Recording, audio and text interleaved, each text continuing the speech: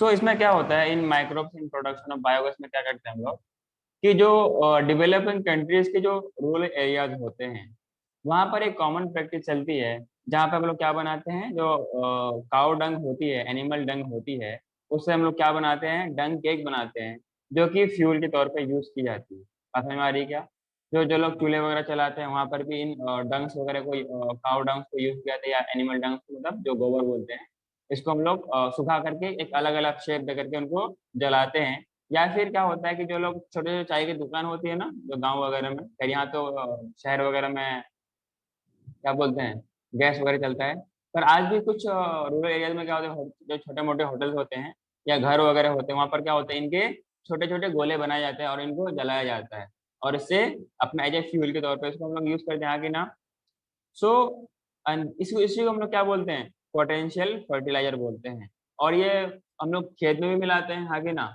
We mix it in the field, and ये जो field में मिलाने के बाद, या हम लोग कभी बोलते हैं ना slash burning, slash burning agriculture method, जहाँ पर हम लोग क्या करते हैं, जो प्लांट के जो रिमेनिंग होते हैं, एग्रीकल्चर प्रोडक्ट्स के रिमेनिंग होते हैं, उनको आग लगा देते हैं। आग लगाने से क्या होता है, ये जो प्रोडक्ट्स हैं, ये जो आपके पास जो काव डंग है, ये fuel as a potential fertiliser है, ये सब के सब क्या होता है, डिस्ट्रॉय हो जाता है। क्लियर है क्या?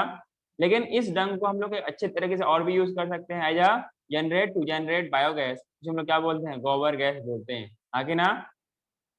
और जो उससे बचे हुए पार्ट होंगे, मतलब जो रेसिड्यू होंगे, that will serve as fertiliser, हाँ कि ना? The energy yield of biogas is lower than that of the dung cake, but the efficiency of biogas burning is very very high. Thus we can say it indicates that production of biogas is much more cost effective, is more effective, हाँ कि ना? Production of biogas is more cost effective. Biogas में क्या होती है, basically इसमें कुछ methane majority में होती है। क्लियर है क्या? ये जो आपके पास बायोगैस होते हैं,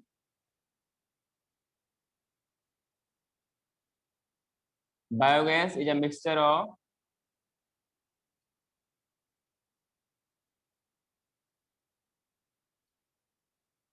ऑफ गैसेस। डोमिनेटली कौन होती है, मीथेन, हाँ कि ना? प्रीडोमिनेटली कौन होता है, मीथेन होता है। बात समझ में आ रही है क्या? And which are produced by,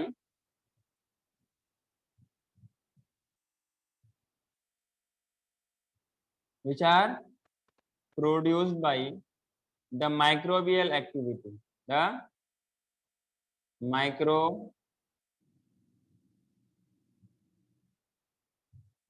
microbial activity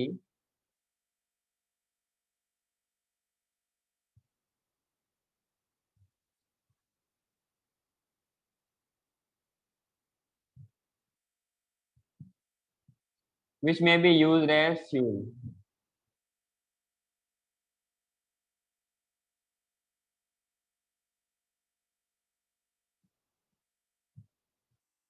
clear है क्या? जैसे कि हम लोगों ने पिछले इसमें पढ़ा था, जहाँ पर हम लोगों ने सीवेज ट्रीटमेंट प्लांट के बारे में बात किया था, वहां पर भी गैस की प्रोडक्शन हो रही थी, क्योंकि जो माइक्रोब्स के हेल्प से वो गैस की प्रोडक्शन हो रही है। इसे हम लोग क्या बोलते हैं, क्या बोलते हैं, बायोगैस बोलते हैं। क्लियर है क्या? And microbes produce different types of gases and products during the growth and metabolism. The type of gas produced depends on कि हम लोग माइक्रोब्स कौन सा यूज करते हैं, एंड द ऑर्गेनिक सब्सटेंस हम लोग क्या कौन सा यूज करते हैं। अब जैसे कि वहाँ पे सल्फर से रिलेटेड कुछ पार्ट होंगे, तो वहाँ पे सल्फर डाइऑक्साइड भी हो सकता है, या फिर और क्या होता है बताइए, H2S भी हो सकता है, CO2 भी हो सकता है। तो डिपेंड करेगा कि आपका इंग्रेडिएंट क्या है, आपका रॉ मटेरियल क्या है, उस बिना पर ये गैसेस की क्या होती है, प्रोडक्शन होती है, हाँ कि ना?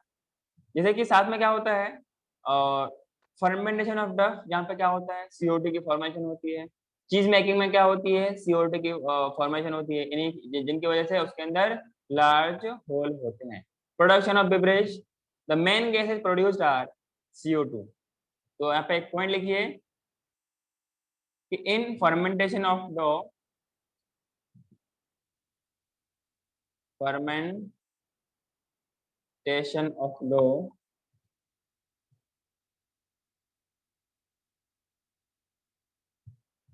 चीज making, cheese making, and production of beverage, and production of beverage.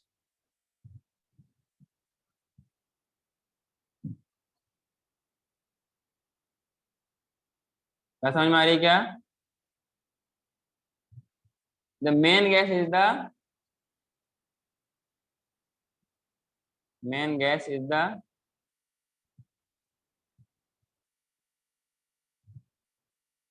is CO2. क्या इतनी बात समझ में आई क्या? हाँ, साथ में ये भी पॉसिबिलिटी है कि अगर एनारोबिक कंडीशन वो क्या करे, रिस्पायर करे। कैसा करे? एनारोबिक कंडीशन के लिए अगर वो रिस्पायर करे तो देयर इज चांसेस कि वहां पर क्या होगा, जैसे कि वहां पर सेलुलोज के मटेरियल भी होंगे हाँ कि ना। तो when the bacteria grows anaerobically on cellulosic material cellulosic material, it produces large amount of methane along with CO2 as well as H2। तो साथ ही साथ में क्या होगा, H2S भी होगा, CO2 भी होगा, CH4 भी होगा और हाइड्रोजन गैस भी होंगे। It produce large amount of methane gas, methane along with CO2 and hydrogen gases. These bacteria are commonly called as methanogens. क्या बोलते हैं कॉमनली, क्या बोलते हैं इसको हम लोग? मिथेनोजेंस। क्लियर है क्या? अगला पॉइंट लिखिए इसमें,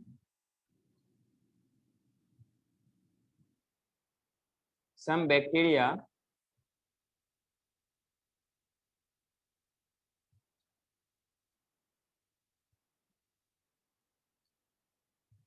which grows anaerobically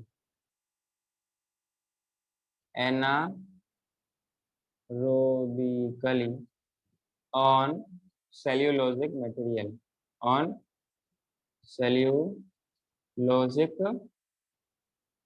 material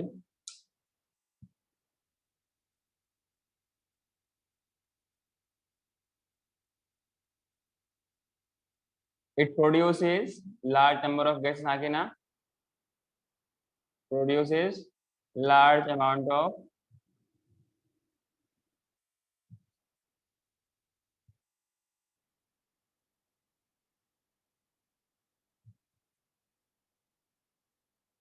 methane along with, ध्यान रखना कौन कौन से गैस है, नीट में पूछा गया है।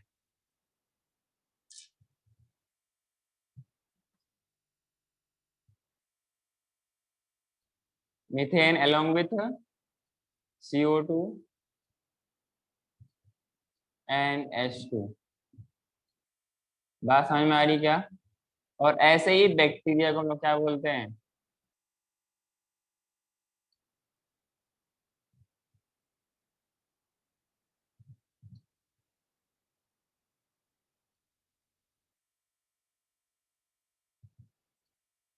मिथेनोजेन।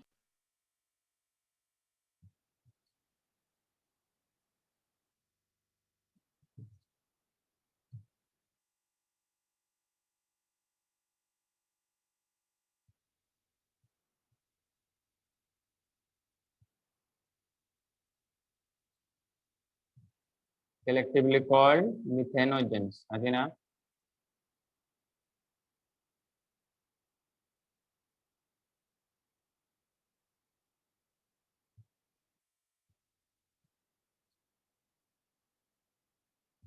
एग्जाम्पल आपके पास एक कॉमन बैक्टीरिया का नाम क्या है? Methanobacterium.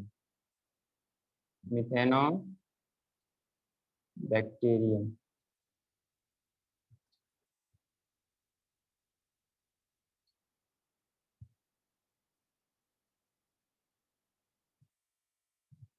where and these bacteria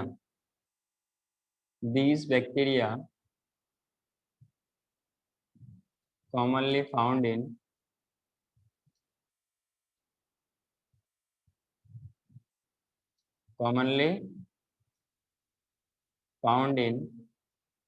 कहाँ पाया था बताइए? In anaerobic cells during sewage treatment. याद है क्या आप लोगों को? इन एनारोबिक, तुम में और गधों में कोई डिफरेंस नहीं। गधों को भी लेट समझ में आती है तो लेट से रिस्पॉन्स देगा, वैसे तुम भी करते हो। क्लियर? स्लज ड्यूरिंग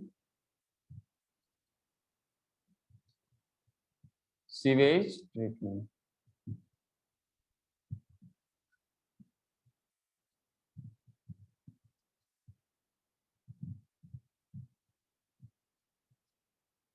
साथ ही साथ में कहाँ पर प्रेजेंट होते हैं?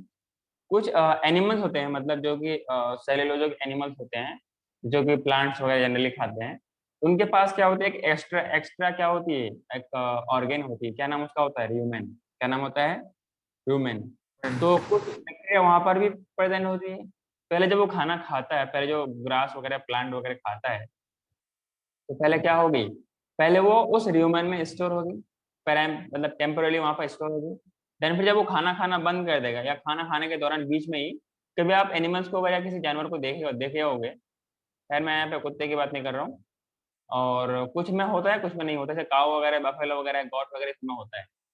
तो जो कि सिर्फ और सिर्फ प्लांट वगैरह खाता है, मतलब कि वो जो कि वेज खाते हैं, मतलब हर्बेशियस प्लांट वाले या हर्ब्स वाले। क्लियर है क्या? मतलब कि हर्बीवोर्स। तो जनरली क्या करते हैं, खाने के बाद या खाने के दौरान ही अपने खाने से मुंह हटा लेगा, और वहां पर फिर क्या करेगा, उसको अंदर से वापस लेगा, फिर उसका ना, देखो उसके मुंह में कुछ रहे नहीं, मतलब कुछ खा नहीं भी रहा होता है, फिर भी वो ना मुंह चलाता रहता है और उसके मुंह से झाग निकलते हैं। ऐसा क्यों होता है? कि जो ह्यूमन में खाना स्टोर होती है, उसको वापस मतलब बाहर लाता है, और उसको फिर दोबारा च्यू करके, तब देन फिर फाइनली वो स्टोमक के रास्ते में जाता है। बात समझ में आ रही है क्या उनके आपको? 4 स्टमक्स होता है ना, पढ़ा था छोटी क्लास में। वो स्टोमक वो कंपार्टमेंट में बड़ी होती है, लेकिन दो पार्ट पहले टेम्पोरली किसी और ऑर्गन में स्टोर होते हैं, उसको बोलते हैं र्यूमेन। और ऐसे एनिमल जिनके पास र्यूमेन होती है, उसको बोलते हैं र्यूमिनेंट्स बोलते हैं। क्या बोलते हैं? र्यूमिनेंट्स बोलते हैं। क्लियर है क्या? और ऐसे बैक्टीरिया ऑल्सो ह्यूमन में प्रेजेंट होते हैं, जो कि स्टोमक का ही पार्ट होता है, वो भी किसके? कैटल्स के, हाँ कि ना? A lot of cellulosic material present in the food of cattle is also present in the rumen. In the rumen, these bacteria help in breakdown of cellulose and play an important role in the nutrition of that cattle. हाँ कि ना? Thus, etc. dung of cattle, commonly known as gobar, which is rich in these bacteria, and dung can be used for generation of biogas. Commonly हम लोग क्या बोलते हैं? गोबर gas बोलते हैं। क्लियर है क्या? अच्छा, बायोगैस को बनाने के लिए क्या करना पड़ेगा?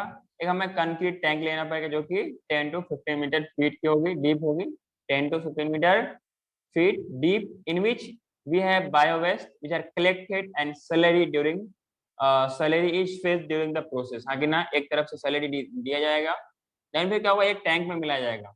So a floating cover is placed over the slurry which keeps on the rising as the gas is produced in the tank. Due to microbial activity, the biogas plants has an outlet which is connected to pipes for the supply of biogas to the nearly houses। इनको हम लोग long distance में ना supply नहीं कर सकते, ये आसपास के जो घर वगैरह होंगे उनको नियरली हाउसेज में ही सप्लाई कर सकते हैं। साथ ही साथ में जो सैलरी वहां पर स्पेंड जो वहां पर इस्तेमाल होगा, फिर वो क्या करेगा, वो इनके पास अनदर आउटलेट है, जिसको हम लोग क्या बोलते हैं? स्लज बोलते हैं। मतलब जो कि किसके तौर पे काम करेगा वहां पर? फर्टिलाइजर के तौर पे काम करेगा। जो कैटल डंग होंगे, that is available in large quantity in rural areas. इसलिए हम लोग इस ऐसे प्लांट के सेटअप रूरल एरियाज में ही करते हैं, जहाँ पर कैटल्स वगैरह को रेयर की जाती है और उनका केयरिंग वगैरह की जाती है, हाँ कि ना? जो अलग अलग मिल्क वगैरह, मीट वगैरह, या फिर इन सब के पर्पस के लिए, या फिर वर्किंग पर्पस के लिए यूज करते हैं। क्लियर है? So biogas plants are more built in rural areas. The biogas that thus produced is used for cooking and lighting. The technology for biogas production was developed in India mainly due to the effort of IARI. IARI बोलते हैं ना, Indian Agricultural Research Institute, and the Khadi Village Industries Commission KVIC। बात समझ में आ रही क्या? और इनकी कैलोरीफिक वैल्यू होती है 23 to 28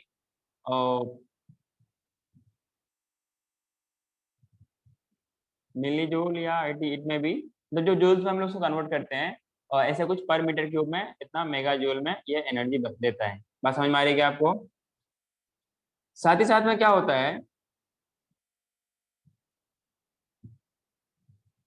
और 50 to 70% ये मिथेन मिलेंगे, एंड 30 to 40% क्या मिलेगा? CO2 मिलेगा, और कुछ अमाउंट ऑफ हाइड्रोजन और कुछ amount of hydrogen sulphide. The biogas produced by anaerobic fermentation of waste of biomass, and we can say anaerobic fermentation of waste biomass is visualized in 3 stage. पहला क्या होता है, हम लोग जानबूझ के उसमें क्या करवाते हैं, मतलब कि अपने तरफ से ग्रो करवाते हैं, उसको हम लोग क्या बोलते हैं, फैकल्टेटिव फैकल्टेटिव एनारोबिक माइक्रोब्स, जहां पर क्या करता है, जो लार्ज मॉलिक्यूल्स होते हैं, कम्प्लेक्स पॉलीमर होते हैं, उनको सिंपल मोनोमर में कन्वर्ट करते हैं बाय एंजाइमेटिक एक्शन। लाइक क्या है पॉलीमर्स में, जैसे क्या है, सेलुलोज है, हेमी सेलुलोज है, प्रोटीन्स है, लिपिड्स है, इन सबको डिग्रेड करते हैं इनटू मोनोमर्स, हाँ कि ना। लेकिन लिग्निन होती है and inorganic salt are left as residue because they do not degraded, उनको हम लोग डिग्रेड नहीं कर सकते। क्लियर क्या? सेकेंड स्टेज में क्या करते हैं, मोनोमर्स आर सर कन्वर्टेड। पिछला स्लाइड ओपन करके रखना एक सेकंड।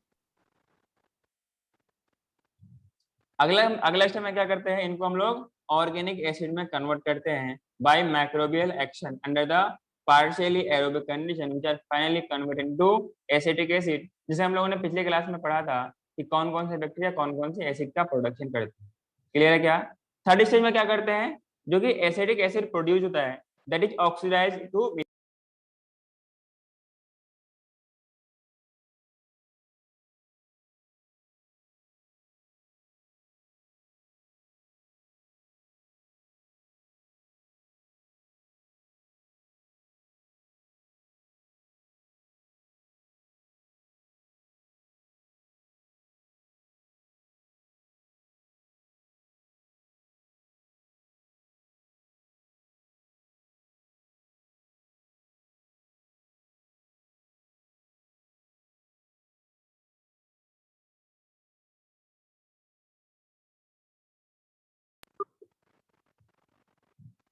हेलो, आवाज आ रही है हेलो मेरी? सर। आवाज आ रही है क्या? हाँ बराबर। हाँ, तो जो एसिटिक एसिड है उसको हम लोग क्या करते हैं, फिर मीथेन में कन्वर्ट करते हैं by the activity of aerobic. Now aerobic तो नहीं, जो हम लोग पहले एनारोबिक कंडीशन यूज किए थे वही एनारोबिक यहाँ पे आएगा। Anaerobic methanogenic bacteria and these bacteria commonly found in the anaerobic cells during the sewage treatment, हाँ कि ना।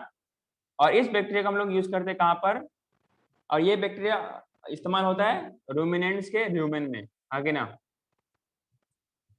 फिर सेलुलोजिक मटेरियल जो होता है उससे न्यूट्रिशन वगैरह रिलीज करवाता है।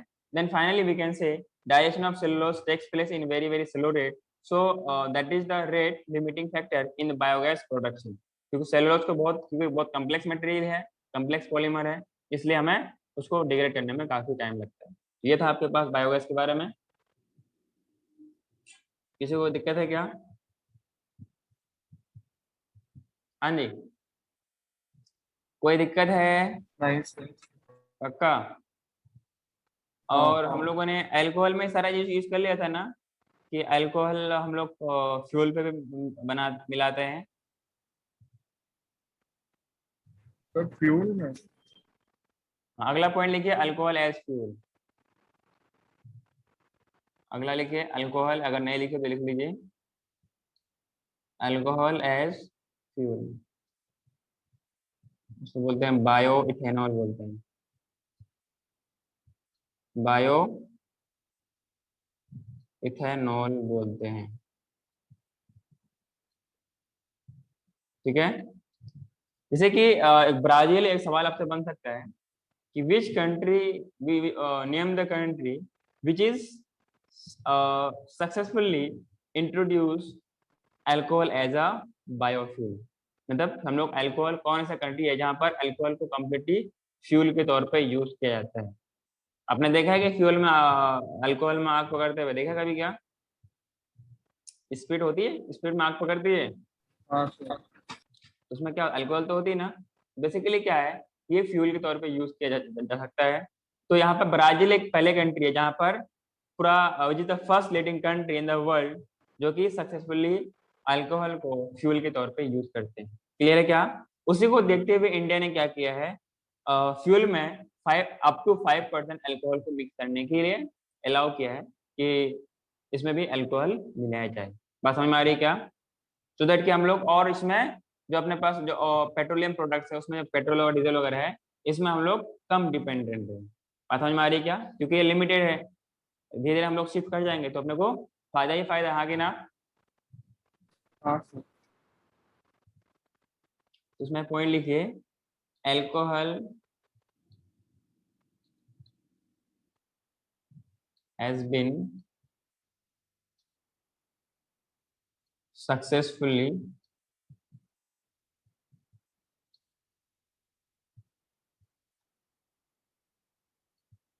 used as motor fuel in Brazil. Clear क्या? And it is the first leading country. It is the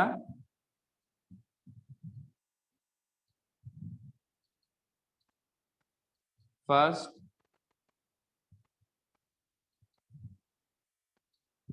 leading country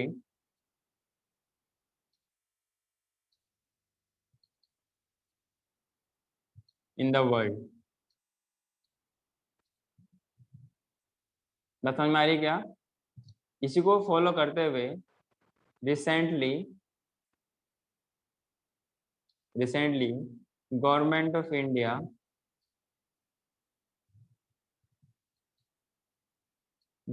GOI बोल सकते हैं, government of India has allowed to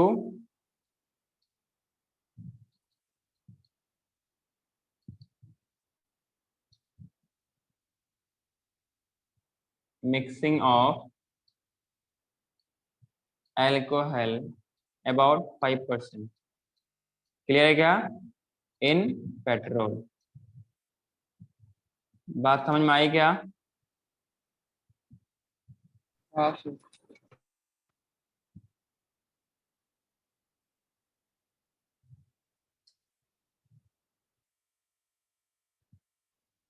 नीचे वाला पॉइंट थोड़ा इंपॉर्टेंट है, सवाल पूछा था कितना इसमें अलाउड किया, कितना % अल्कोहल मिलाने के लिए अलाउड किया गया है, ये सवाल बन सकता है। ठीक है, किसी को इसमें डाउट है बताओ।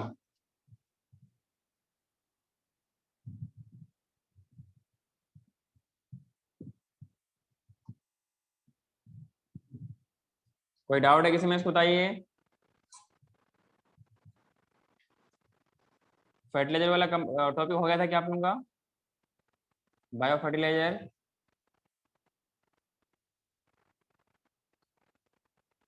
हाँ सर। हाँ सर।